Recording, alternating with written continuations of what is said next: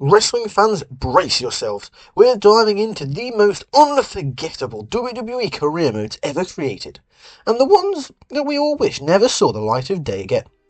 Keep watching to see if your favourite WWE video game storylines made the list. WWE video games have been around for an incredibly long time, and in that time, players have gotten to experience a plethora of different game modes, such as Universe modes, My Faction modes, General Manager modes, and much more. Career mode is usually one of the more vital modes to a wrestling game's success. WWE has done this in many ways, such as Road to WrestleMania, My Career, and Season modes.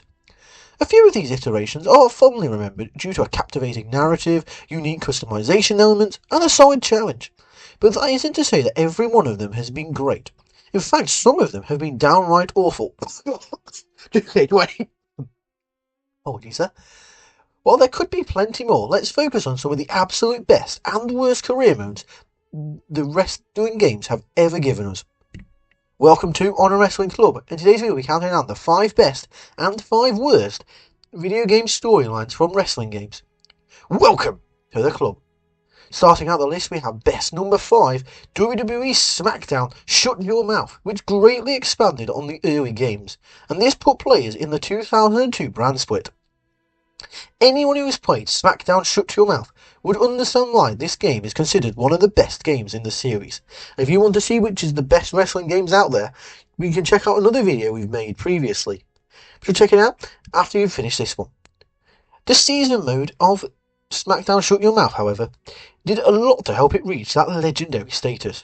The first-person backstage segments were interesting and different, and they saw some great moments while interacting with your favourite superstars of the time. But later, they did become a little bit of a bore and would often get skipped by most players. The storylines were always fun to go through, and they varied enough to give a great deal of replay value that every good season mode needs. Stories from real life are brought into the game, such as the New World Order coming into WWE and taking over. Shut Your Mouth is still amazing to try out now, but would be greatly improved in the next title, which I'm sure we'll come to later. However, we need to go to worst number 5, 2K15, which was far too bare bones, as it had some good ideas, but not great, but it did get very repetitive. WWE 2K15 gave My Career to 8th generation players, as the game was released on both the PS4 and Xbox One, and the PS3 and Xbox 360. With this being said though, the mode wasn't worth it, as there weren't many storylines, and it just became a little bit of a slog, as players continuously played match after match after match after match after match, and these weren't even Sheamus's bangers after bangers after bangers, these were just boring, plodding 15-minute affairs. And this was all in pursuit of the world title. Things started to go well, as there was a chance to go through the Performance Centre and NXT, which was something new and seemed a bit fun, but that was the highlight, and as that's the beginning of the game, you could sort of tell what happened. The game took a huge hit in gameplay and content as the jump to next gen forced several changes, and coming the year after the 30 years of WrestleMania mode that they had the year before, it was very disappointing. In at best number 4, we have SmackDown vs Raw, which didn't change the formula all that much. However, it did add voice acting, which was huge.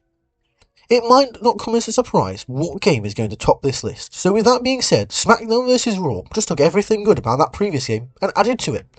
More storylines were added, and that of course improved the replay value, and small improvements were made such as voice acting, which made the game feel more unique. Even though a few things were added, most don't consider this as an improvement, as the storylines were a little bit weaker and often just focused on either the championship or stealing someone's valet or manager. The ultimate act of wrestling herory. In at worst number 4, we have SmackDown vs Raw 2008, which replaced the Seasons mode for a 24/7 mode, and these changes ruined what was fun before.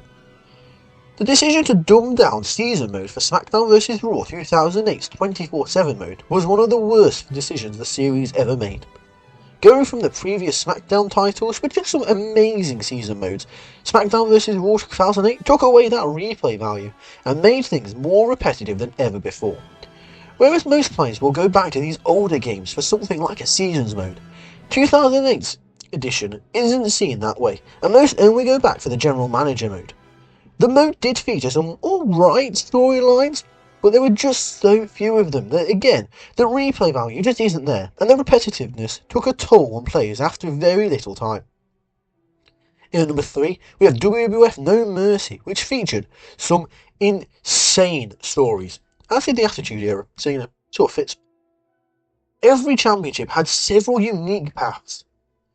WWF No Mercy would be one of the first time that these games had a story mode, and AKI went overboard and made one of the best versions of the said mode.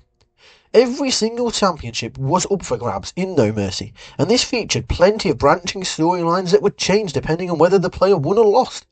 That part is amazing on its own, as many career modes now force players to consistently win to advance. This game might take the cake for having the most replay values, and the stories typically being quite good make it all that much better.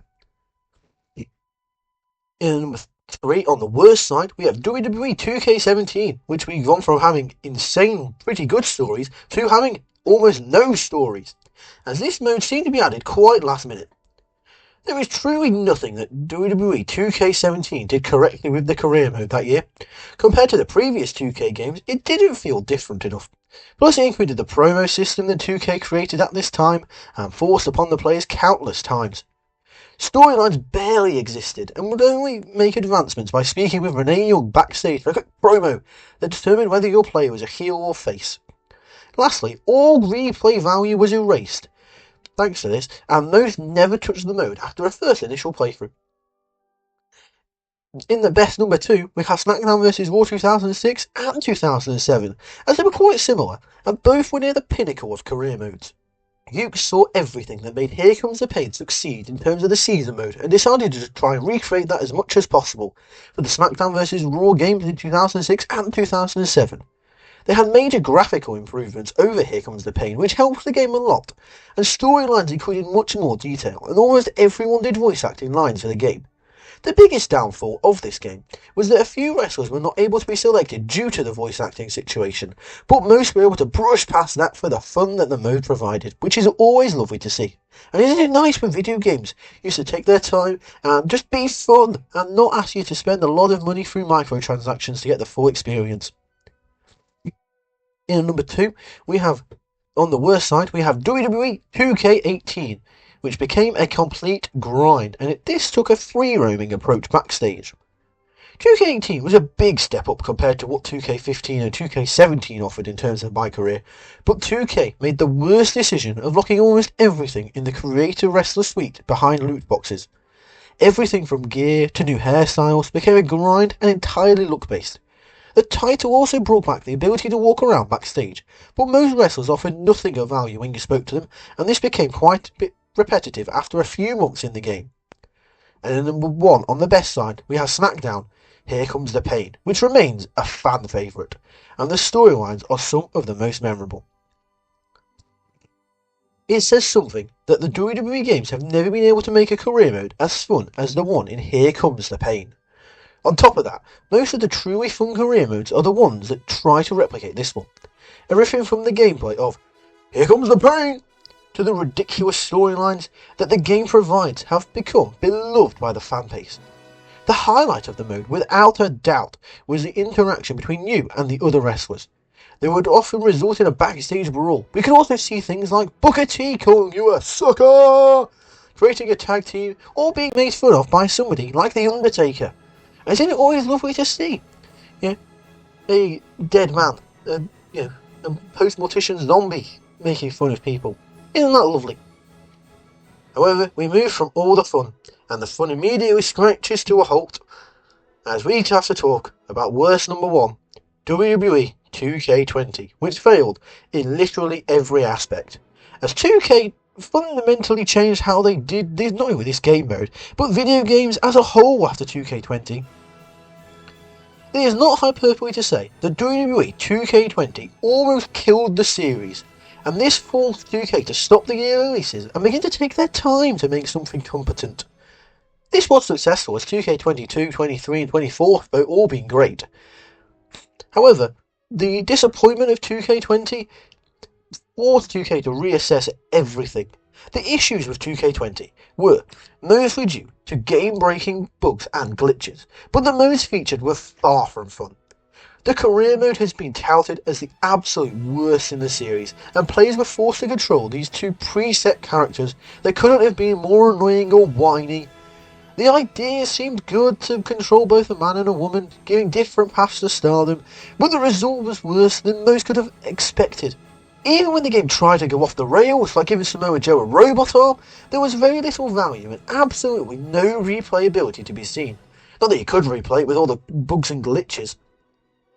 The only shining light, the glistening rose from this pile of human feces, was that this forced 2K to reassess things, and they changed their way they went about, and the My Rose modes for the future became much better, which is really good to see, but it should not have come at the expense of this game and the fans' pockets. However, there you have it, so I'd just like to thank you for sticking around until the end of this video.